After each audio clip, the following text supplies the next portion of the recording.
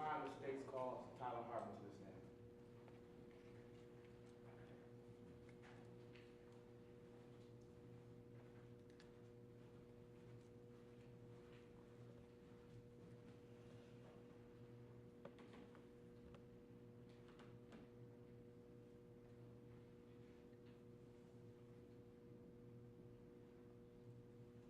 Ibrahim for the state. Your Honor, may I proceed? Yes, you may. Please introduce yourself to the jury and spell your last name for the record. Hello, my name is Tyler Hartman, Hartman, Hartman. Ms. Hartman, tell us a little about yourself. Well, I'm 14 years old. I was born in Liverpool, England, which is just below Scotland, if you didn't know. Then I moved to London for a little while, and then I came here with my parents to the US. But if I'm honest, I don't really like it here. Why is that? Well, I've had nothing but bad luck, it seems, since I came here. When I got on the plane at the airport, my parents lost me. I almost ended up going to Japan. And then, when I got here, I was at Rock the World on the day everything bad happened. Now, Tyler, I'd like to talk to you a little more about Rockville. First, how often do you visit that park? Like all the time. I love it there. I go there at least 3 times a week, and I used to work there. Just told us you're only 14 years old. How is it you worked at Rockville? Well, for 3 years in a row, I won their frequent visitor competition, so I got to work there for the day, and they said I was the best. Tyler, do you know who Whitney Bowman is? Yeah, I know. When did you first meet the defendant, Ms. Bowman? Well, when she started working there, it was 2011. She used to work in the ticket booth. She gave me my bracelet to get into the park. She was nice, but then she kind of changed. When did she change? It was the year after, in 2012. A friend started to work there, Cameron Poole, and that's when she wouldn't really talk to me, and she was always with Cameron all the time. Now, Tyler, were you ever in the conversations with Ms. Bowman, the defendant, and Cameron Poole when they were together? No, I mean, I wasn't exactly in the conversations, but I did hear them. This one time, I was hiding behind a tree, and I was listening to them talking. And what did you hear them saying? Well, they were talking, Whit was talking about the ticket booth, and then they were saying how much they needed money. But she told her friend Cameron not to worry, because she had a plan. Now, Tyler, throughout that summer, were there any other times you saw the defendant and Cameron Poole interacting together? Well, yeah, of course. When was this? I saw them in the employee restroom one time. They were talking together. What happened when they came in? Well, I was in there because I needed to use the loo. They both came in and they were shouting and screaming. So I kind of hid in the stall that I was in because I didn't want to disturb them.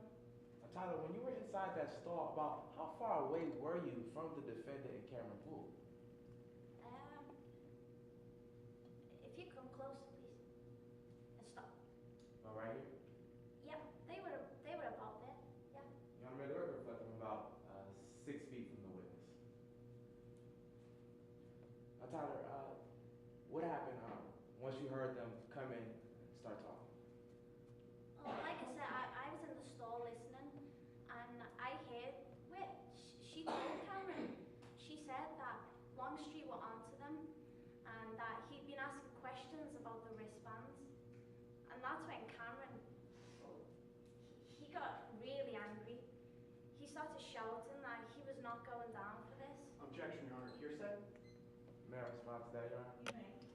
These statements by Cameron Poole fall under here. They're not hearsay. They fall under the exception 801D2E, admission by a co-conspirator. Your Honor, may I be heard on that?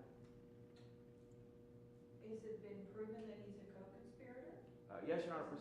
Pursuant to case law, State v. Owens, it says that throughout the entirety of the trial, we may present evidence, hearsay evidence, pursuant to 104B, conditionally, and we can only have to prove it by preponderance of the evidence, Your Honor.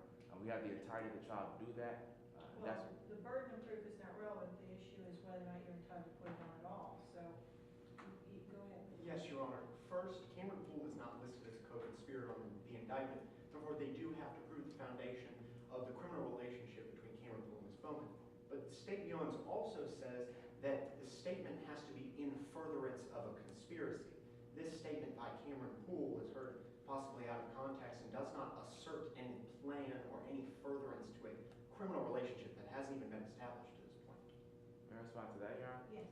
Yes, State B almost says that we have the entirety of the trial to prove the conspiracy, and it says that statements such as this may be conditionally let in to prove that conspiracy, Your Honor, and then ruled on later on. That's what State B says, and under 104B, that's what it's admissible under, Your Honor. All right. I'm going to rule your objection. I don't know how else you could establish the conspiracy if we don't allow that kind of evidence. Okay? Yes, Your Honor. I ask for the ability to renew my objection Yes, at the end of of today's trial. Absolutely. Tyler, you just told us that the defendant told Cameron Poole that Longstreet was asking about the wristbands. Now, how did Cameron Poole respond to the defendant? Well, that's when Cameron, he was shouting at Whit, and he told her that he was not going down for this. After Cameron Poole told the defendant that he was not going down for this, what did the defendant do? Whit just told him not to worry because she had a plan. And after she said she had a plan, what happened? The next thing, she pulled out a knife, and she told Cameron, you know where it is when you need it, and then she put it in his locker. All right, now, Tyler, I want to move your attention to August 30th, 2012. Were you at Rock the World Park that day? Yeah, I was there. And I want to start from the beginning. What happened when you first got to the park that day? I got to the park, and I went onto the hamster wheel because that's my favorite ride. Then I got off, and I worked my way around the park, and that's when I got to the Tunnel of Terror, and everything bad. That's when it all happened. You got to the Tunnel of Terror. Who was operating that ride? It was weird. And what happened once you got there? I just got onto the ride, then I heard a gunshot, and then the ride started to go. And Tyler, after you heard that gunshot, did the ride stop? No, I just said I heard the gunshot and then the ride started. So I tried to shout to it to stop the ride. So after you shouted at the defendant to stop the ride, did she stop the ride? No, it kept going. And that's when all the lights, they all switched off. And I shouted again to her. I told her to stop the ride. And Tyler, you said that you heard a gunshot, then the ride started, and then the lights shut off. About how long was the ride going for before the lights shut off? It was like a minute or two, but it felt like forever. So after you continued to shout and even the lights shut off, did the ride stop then, Tyler? No, they never stopped. It just kept going. And then I seen like a bit of light with Cameron. He had opened the door, which is at the back of the tunnel. Tyler, when did the ride stop? When Officer Thomas got hit, he was hit by my ride. And Cameron, he ran away. Where did he run away to? I don't know. He just ran out of the emergency exit at the back. The door you saw Cameron Poole run out of, had you ever seen or heard of that door before? I did. I'd heard Whit and Cameron, they've talked about it. When was this? It was like 2 days before the robbery happened.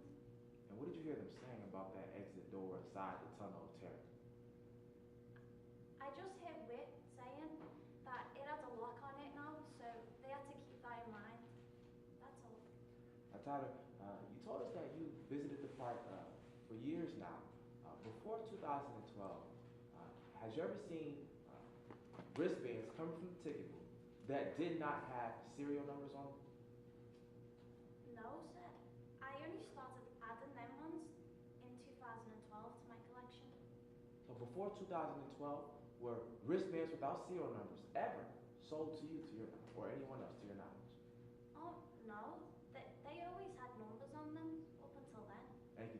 Honor. At this time, I have no further